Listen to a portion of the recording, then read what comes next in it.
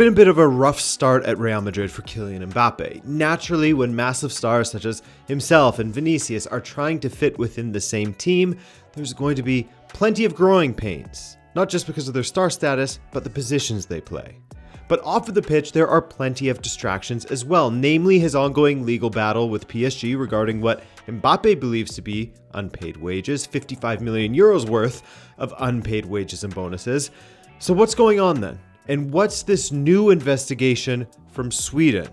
Let's go over the timeline and what we know so far. Huge transfer news. Kylian Mbappé has confirmed that he will leave PSG at the end of the season. With how drawn out and how many twists and turns it took along the way, I honestly wouldn't blame you for forgetting this. But do you remember back in the summer of 2023 when Mbappé informed PSG with a written letter that said that he would not be exercising his option to extend his contract for the 2024-25 season, this season? Thus, he intended to leave in the summer of 2024. Remember that? Yeah, that was different from the year prior where Mbappe was flirting heavily with the PSG exit door, but he was just playing games and wasn't ready to commit to an exit and renewed his contract. This one was real, concrete action from Mbappe in 2023 towards the exit, signaling that he would depart PSG in the summer of 2024. What was PSG's reaction? To try to sell Mbappe. That's when we saw that ludicrous offer from Al Hilal, 300 million euros for the transfer fee, which was accepted by PSG, and they allowed Al Hilal to speak to Mbappe, which of course Mbappe turned down that one-year offer. While all of this was going on, Mbappe was a bit of an outcast at PSG. He wasn't invited to Japan on their preseason tour, which would have hurt him greatly, as Mbappe is a known weeb, a Captain Tsubasa lover. I'm sure he would have sought out some PR with Blue Lock as well, get a signed picture of his Blue Lock counterpart, the guy he inspires, Julian Loki. Okay, anyway, anime aside, Mbappe wasn't welcome around the squad, with PSG essentially saying through their words and actions that he wouldn't be allowed to leave for free, so the only option was to sell him or for Mbappe to sign a new contract. Eventually, they came to some sort of agreement and Mbappe was permitted to join the squad again, and Luis Enrique began selecting him for matches once again as well, with Mbappe joining the first team on August 12th of 2023.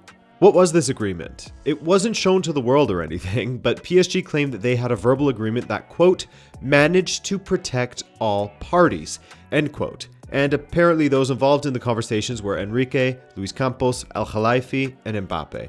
Now, keep in mind that word that I said a second ago, a verbal agreement.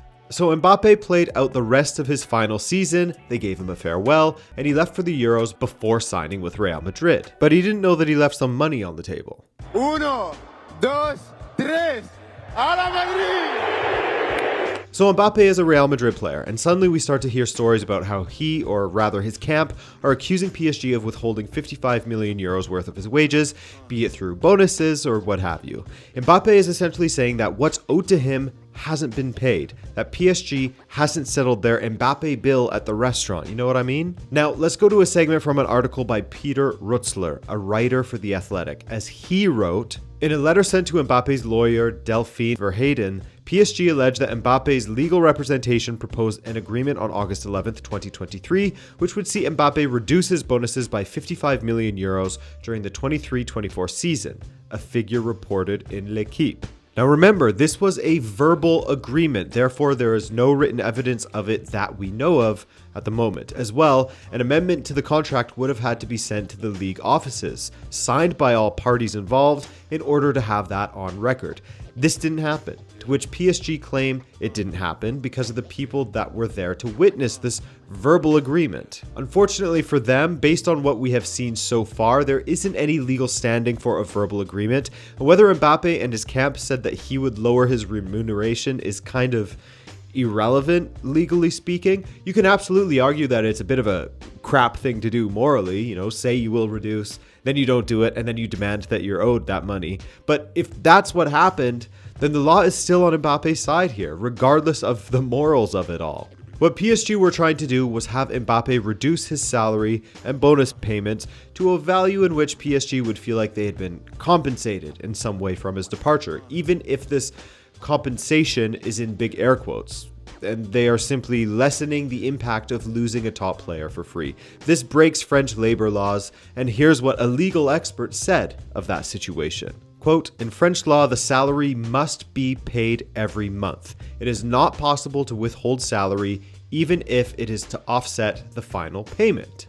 And so this is why Mbappé contacted the LFP, Ligue de Football Professionnel, in order to have them step in and help with this situation. Mbappé also accused his former club of, quote, moral harassment, end quote. The LFP recommended on September 12th, 2024 that Mbappé and PSG go through legal mediation, aka take it to court, which was scheduled for October 15th, 2024. Alright, so we are basically in present day in this moment. You have Mbappe scoring some goals for Real Madrid, but leaving supporters feeling like he is capable of more. You have an injury for Kylian, and he decides to not play in the Nations League matches, instead going to Sweden with his friends during his time off and partying. It then came out on October 14th, 2024 via Aftonbladet newspaper in Sweden that Mbappe was potentially being investigated as a sexual assault case was being investigated at the Bank Hotel in Stockholm, where Aftonbladet alleges Mbappe was staying. The initial assumption from the media world was that Mbappe was simply part of the investigation simply because he is a person of interest who happened to be staying at the Bank Hotel on the same nights that the alleged sexual assault occurred, which was the night of October 10th, 2024. However, Swedish news outlet Expressen and Aftonbladet report that Mbappe was named in the investigation for sexual assault or rape, though Mbappe's legal camp will highlight that they don't know if he was named or not. From what I've learned in my research of this topic, as of the time of recording this on October 15th, hasn't been mentioned by Swedish investigators associated with the case. Again, only named by Swedish media. So this is ongoing. The person who filed the complaint went to the hospital that same night to get assessed, and the report was filed 2 days later, with forensic crime units being spotted at the hotel this past Monday, October 14th. Mbappe's response to all of this came via Twitter, in which he said, quote, fake news. It's becoming so predictable just before the hearing, as if by chance. Then he threw in a little winking emoji. Of course, the assumption is that Mbappe is insinuating that PSG is trying to smear his reputation going into the court date that they had on October 15th. Now, the other aspect to all of this is that Romain Molina, a guy you've probably heard of, he's a French journalist who has plenty of accusations and claims to have inside info and dirt on everything on everyone in French football. He claimed that Real Madrid had an emergency meeting surrounding Mbappe recently. Now, Molina tends to be divisive. Some people believe him and take everything he writes as the truth. Others will point to the fact that his words on certain controversies are often the last that we hear of them. Now, is this because he is the only guy willing to speak of these terrible things, or is it that he is inaccurate? That's the sort of discussion surrounding Molina. Mbappe's lawyer opened up about the case, saying, quote, we are told about a complaint being filed, but at this time we don't even know against whom. A complaint does not make the truth. A complaint does not prove anything. And I don't even know, once again, if the complaint is aimed at him.